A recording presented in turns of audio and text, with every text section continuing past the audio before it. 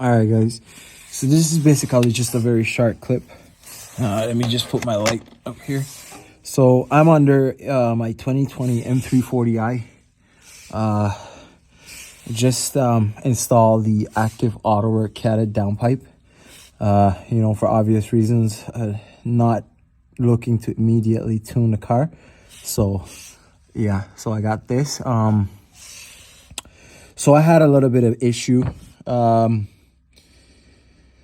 Seems like I got the wrong gasket and installed it. I was getting a lot of exhaust in the cabin while the AC was running.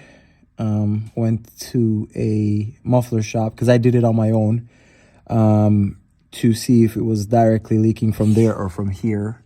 In most cases, it will leak from the mid pipe downpipe section. Yeah, because sometimes when I was about to put the new downpipe into the mid pipe here section, it wouldn't fit, so I had to pry it open just a tiny bit. Hence why I had to change the clamp, because the OE one would not hold it as tight. So I think I got the wrong gasket. Just a little pointers, if you're doing it alone or if you have a friend, when you're installing the downpipe, whichever downpipe you're installing, you want to try to push this back as far as possible, your mid pipe, so that it comes right off the downpipe. Afterwards, you're gonna have to try to get something to block it up a bit so that it's not hanging completely or it's not weighing on the downpipe. From my personal experience, I think that the first thing you should do is to tighten the V-band clamp. Questions on the V-band clamp, whether or not you should change it from OEM. Get a new one. I don't think you should. You need to change it. The only reason why I would think that you'd need to change it is if the nut on the inside begins to spin, and if that happens, you're a little bit screwed because there's no real way to remove it. I've also figured out another way of reaching to the top there from down here, so you can install everything from down here if you're on a ramp like I am. So yes, the only way I see switching the V-band clamp is if the nut on the inside begins to spin.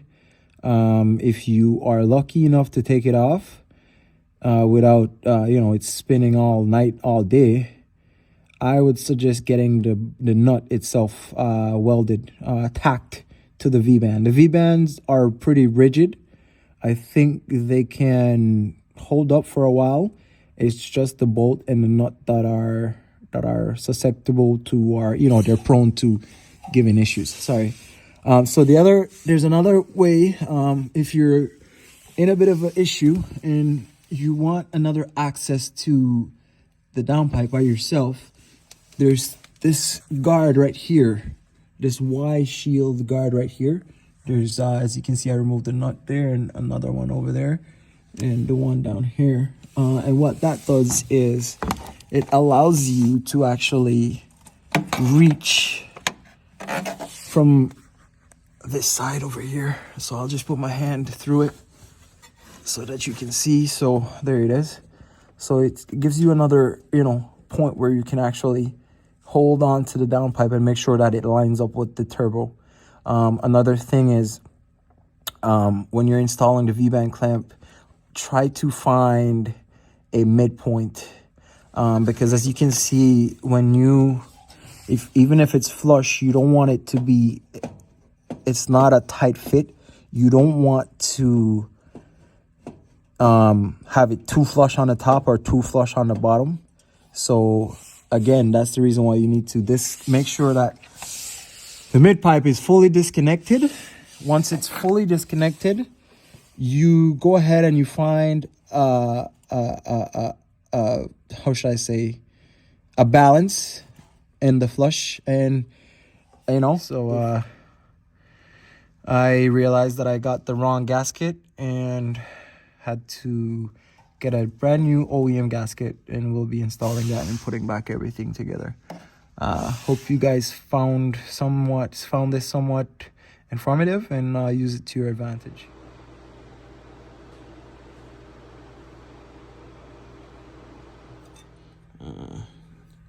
No, it would be on this side. So this would be the side that it was on, and over here. But what happened is that it started spinning. A reason for that, I believe, is after bringing the car to a muffler shop to diagnose where the leak was, they tightened this bolt more. And I think what happened is when you tighten the V-band that tight, it actually gets tighter once heated. I don't know if that makes sense, but when I tried to go to remove this, it started spinning when trying to loosening it. When I tried to loose it, but when I would try to tighten it, it continued tightened. So again, when you're tightening these V-bands, do not over tighten them. I think the torque specs on these, if you have a brand new one, it's 19 Newton meters. If it's the original or the old one, I wouldn't go past 23 Newton meters. And another thing that I was thinking of doing and wondering is if having this nut tacked here, welded, a small tack, remove the bolt obviously before you do that, and have it tacked so that you'd never have to worry about this spinning.